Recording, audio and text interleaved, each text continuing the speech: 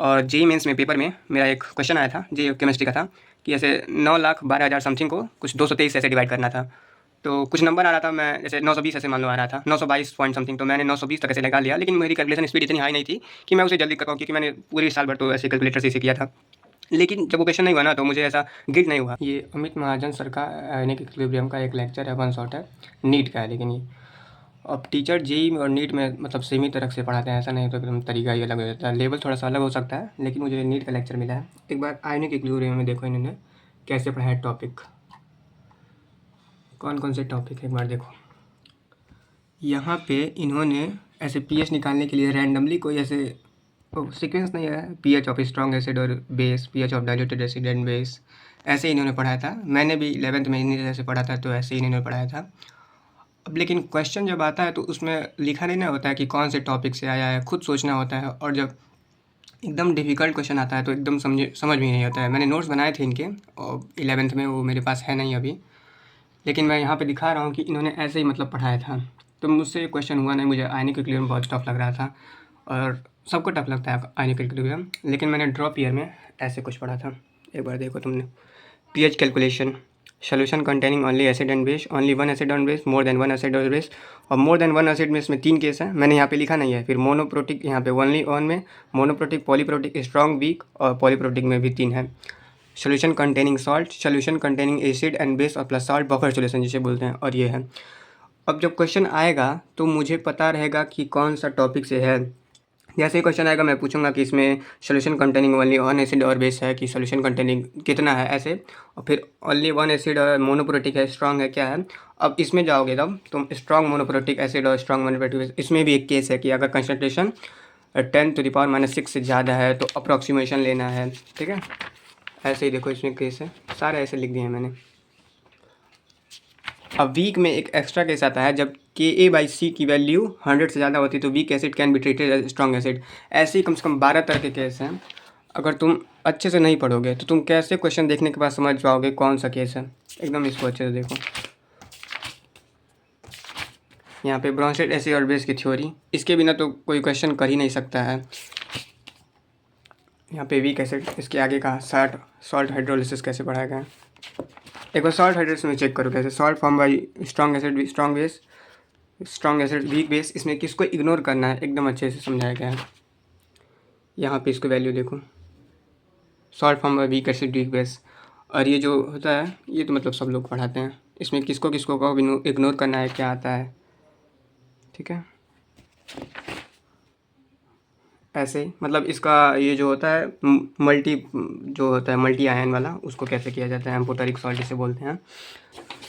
जैसे उसमें पढ़ाया गया है, pH of weak electrolyte, pH of mixture of more than one acid और base, polyprotic acid and base, conjugate acid Bronsted theory, मैंने नोट्स में दिखाया था ये, salt hydrolysis, salt hydrolysis multivalent cation and anion, amphoteric salt of weak acid, weak base, buffer solution of pH of buffer solution. एकदम जैसे पढ़ाया गया वैसे ही मैंने किया है। तो क्वेश्चन करने में मतलब पता है क्या है, जब ये ओवन की सीटें ईजी है तो मुझे पता है कि कौन से टॉपिक का क्वेश्चन कर रहा हूँ, तो यहाँ से कौन सा कॉन्सेप्ट लगाना है। एक बार जब ये हो जाएगा तो मुझे कॉन्सेप्ट एकदम अच्छे तो पता चल जाएगा कि मतलब क्वेश्चन देखने के बाद कैसे पता चलता है कि किस टॉपिक का क्वेश्चन है और कौन सा फार्मूला लगाना है। ये सोचने की ज़रूरत ही नहीं है। और ऐसे नहीं है कि बहुत ईजी क्वेश्चन है, ये भी टफ क्वेश्चन है, फिर भी हो जा रहे हैं।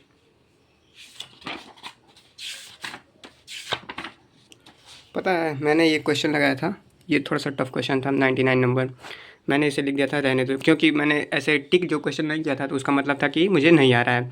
तो बाद में मैं सीट देखता जब, तो ऐसे लिख दिया था रहने दो, ये क्वेश्चन टफ है। लेकिन कभी मैंने बहुत ज़्यादा क्वेश्चन तो लगाने की कोशिश नहीं की, इसी सीट से बार बार क्वेश्चन लगाता था। तो बाद में मैंने जब देखा ये क्वेश्चन नहीं आ रहा था रहने दो, तो मैंने दोबारा ट्राई किया। उसके बाद लिखा था रहने दो औकात नहीं है, फिर बाद में मैंने लिखा कि औकात है, मतलब है औकात, इसे भी कर सकते हैं।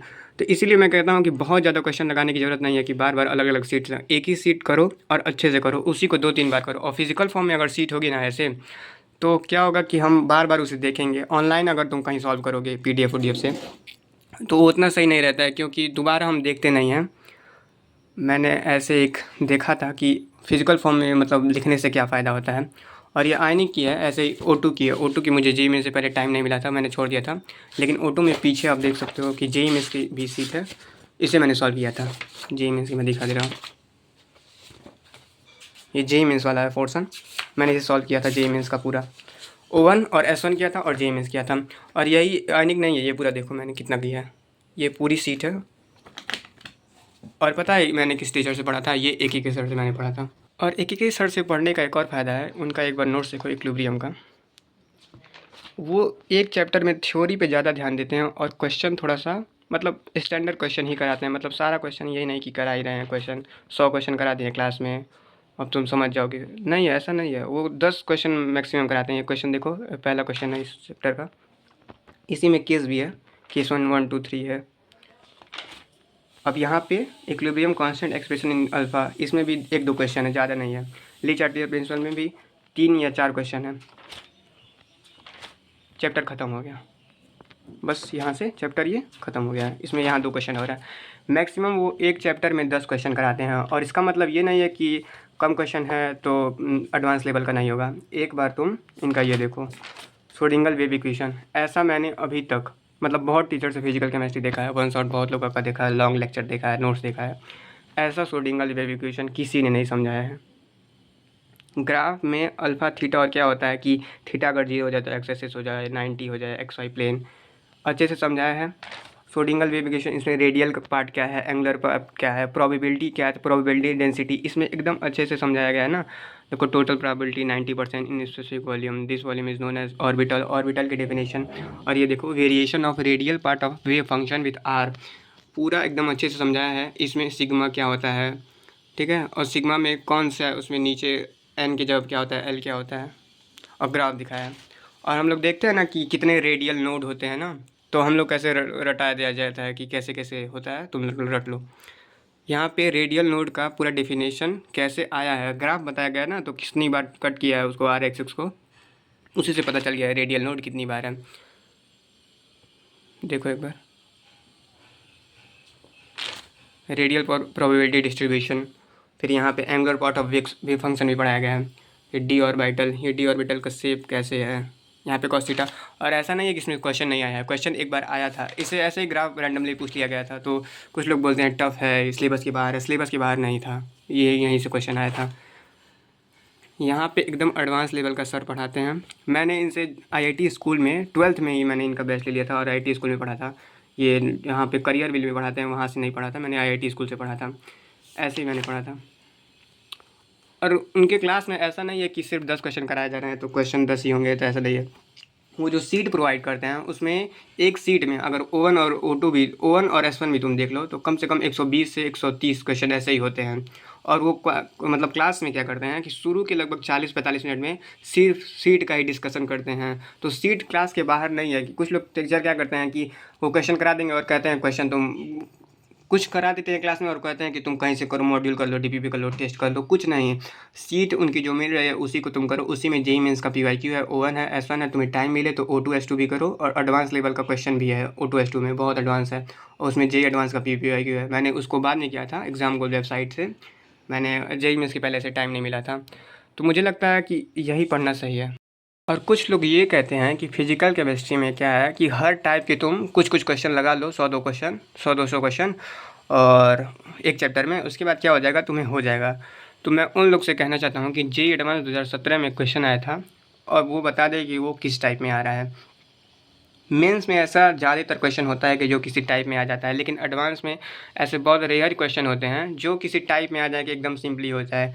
एडवांस में हर क्वेश्चन में इस समय तो थोड़ा सा सही आने लगा है, लेकिन 2017 से लेकर 2021-21 तक इतने सही क्वेश्चन आ रहे थे, वो किसी टाइप में ही नहीं हो रहे थे। तो टाइप करने की ज़रूरत नहीं है, एकदम आपको थ्योरी पढ़ना पड़ेगा। कुछ लोग ऐसे सोचते हैं ना कि फिजिकल केमिस्ट्री, फिजिक्स और मैथ की तरह इसमें भी क्वेश्चन होगा। थ्योरी से क्वेश्चन इतने सही सही आ जाते हैं। इसमें मैंने दिखाया ना श्रोडिंगर वेव इक्वेशन, उसमें इतने कॉन्सेप्चुअल से क्वेश्चन था, मेंस में भी आते हैं, ऐसा नहीं एडवांस में, मेंस में भी आ जाते हैं। जो लोग 11th में हैं और अपनी जेईई जर्नी को अभी शुरू ही कर रहे हैं तो मैं एकदम हाईली रिकमेंड करूँगा कि वो एक ही किसी सर को ही फिजिकल केमिस्ट्री में फॉलो करें। एकदम सही से पढ़ना है। तो मैं ये नहीं कर रहा हूँ कि किसी का बैच लो, क्या करो तुम्हें एक एक सर से पढ़ना है। यूट्यूब पे मैंने ही पढ़ा था, यूट्यूब पे सारी उनकी मिल जाती है अपनी कक्षा की। अब वहाँ पे कोई पढ़ाता नहीं है, लेकिन वहाँ पे सारा है। और टेलीग्राम पे मैंने मतलब टेलीग्राम पे भी उनकी सीट भी मिल जाती है, समझ सकते हो तुम। मेरी पिछली वीडियोस के कमेंट में कुछ लोग पूछ रहे थे कि कैलकुलेशन कैसे स्पीड करें, मतलब कैलकुलेशन की स्पीड कैसे बढ़ाएं। तो ये जो सीट है सॉल्व करते करते मुझे बहुत ज़्यादा टाइम लग जा रहा था, तो मैं क्या किया कि मैं कैलकुलेटर से सॉल्व करता था। और जेईई मेंस में पेपर में मेरा एक क्वेश्चन आया था, जेईई केमिस्ट्री का था, कि ऐसे 9,12,000 समथिंग को कुछ 223 ऐसे डिवाइड करना था। तो कुछ नंबर आ रहा था, मैं जैसे 920 ऐसे मान लो आ रहा था, 922 पॉइंट समथिंग, तो मैंने 920 तक ऐसे निकाल लिया। लेकिन मेरी कैलकुलेशन स्पीड इतनी हाई नहीं थी कि मैं उसे जल्दी कर पाऊँ, क्योंकि मैंने पूरे साल भर तो ऐसे कैलकुलेटर से इसे किया था। लेकिन जब वो क्वेश्चन नहीं हुआ ना, तो मुझे ऐसा गिल्ट नहीं हुआ, क्योंकि 214 नंबर आ रहे थे मेरे मेंस में, आ रहे हैं, मतलब हो गए हैं। और वो मैं कर लेता तो 218 होते, तो ज़रूर 200-400 रैंक और अच्छी आ जाती। लेकिन मुझे गिल्ट नहीं हुआ, पता है क्यों?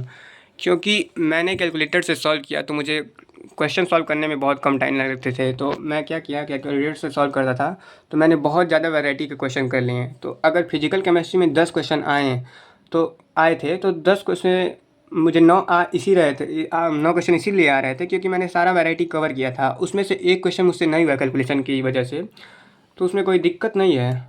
अब मैं ये नहीं कर रहा हूँ कि तुम भी कैलकुलेटर फॉलो करो, कैलकुलेटर से करो। मेरी कैलकुलेशन पहले से ही अच्छी थी, बस मैं सीट लगाने के लिए ये कैलकुलेटर का यूज़ कर रहा था। और कैलकुलेशन में तुम्हें क्या करना है, कुछ कुछ वैल्यूज़ तुम्हें अपने आप याद हो जाती हैं। जैसे मैंने बताया था कि उसमें वो जो स्पेक्ट्रम होता है, उसमें उसकी एनर्जी कितनी होती है, ये तो तुम्हें पहले से 7 लेवल तक याद कर लेना है। और जैसे मान लो कैलकुलेशन तुम कर रहे हो फिजिक्स का या केमिस्ट्री का, और उसमें आ गया कि 3.5, तो 3.5 अगर कैलकुलेशन में आ गया ना, तो मुझे ऐसे पता चल जाएगा कि यहाँ पे अगर पाई से मल्टीप्लाई करेंगे तो 22/7 होगा, तो 7 जो है 3.5 से कट जाएगा। अब ये 3.5 या फिर कुछ भी ऐसा 7 का 154 हो गया, तो ये देखते ही एकदम दिमाग में आ जाता है कि ये 7 से कटेगा। और कैलकुलेशन स्पीड बढ़ाने के लिए फिजिकल में एक चीज़ और मैं कहूँगा कि जब क्वेश्चन तुम कर रहे हो ना, तो सबसे पहले वैल्यू मत रख दो, जब तक पूरा फार्मूला एकदम सॉल्व ना हो जाता है, एकदम लास्ट तक ले आओ, और लास्ट में लाने के बाद सारी वैल्यूज़ रखो, तो कुछ ना कुछ कट जाएगा। कभी कभी क्या होता है ना, जैसे आर की वैल्यू है 8.302 ऐसे जो भी है, अब मुझे याद नहीं है, तो क्या होता है कि इसी का मल्टीपल होता है। जैसे 8 का 16 दिया होगा और तुम सोचोगे कि इसका डिवाइड करना है, जब तुम लास्ट में एक साथ लिखोगे ना, तो देखोगे कुछ ना कुछ मल्टीपल दिया होता है। तो क्वेश्चन में भी ऐसे क्वेश्चन दिए होते हैं कि सॉल्व हो पाए कैलकुलेशन में, क्योंकि उन्हें भी 3 घंटे में पता है कि सॉल्व करने वाला है ये बच्चा। ऐसा नहीं है कि ऐसा कोई कैलकुलेशन दे देंगे कि तुम सॉल्व ही मत कर पाओ, उन्हें भी पता है कैसे एक दो क्वेश्चन में होते हैं। और फिजिकल में तुम मान लो 25 क्वेश्चन केमिस्ट्री में आ रहे हैं ना, तो फिजिकल में 7 से 8 ही क्वेश्चन आएंगे, और कैलकुलेशन वाले क्वेश्चन तो 2 ही 3 होंगे। मान लो 2-3 क्वेश्चन में तुमने 1-1 मिनट 2-2 मिनट एक्स्ट्रा लगा दिए, 5 मिनट तुम एक्स्ट्रा लगा दिया, और तुम घर पे कैलकुलेटर से कर रहे थे ना, तो हर दिन तुम अपने 1-1 घंटे बचा लोगे। इतनी ख़राब कैलकुलेशन होती है। तुम हर दिन 1-1 घंटे बचा कर कुछ और पढ़ोगे, थोड़ा सा और सिलेबस हो जाएगा, और वहाँ पे तुम्हारा पेपर में सिर्फ 5 मिनट वेस्ट होगा। तुम्हें 3 से 4 क्वेश्चन फिजिकल में होंगे, बाकी जो तुम कर रहे हो कर ही रहे हो। फिजिकल में बात कर रहा हूँ, 7 क्वेश्चन है, तो उसमें 3-4 क्वेश्चन तो ऐसे होंगे कि मतलब कैलकुलेशन नहीं होगा, और कुछ ही क्वेश्चन होते हैं जिसमें कैलकुलेशन होता है। तो तुम कैलकुलेटर यूज़ कर सकते हो, मैं ये नहीं कहूँगा कि तुम कैलकुलेटर ही यूज़ करो। जब डिफ़िकल्ट ज़्यादा हो, तुम्हें कॉन्सेप्ट आ रहा है, तो तुम कर सकते हो कैलकुलेटर यूज़।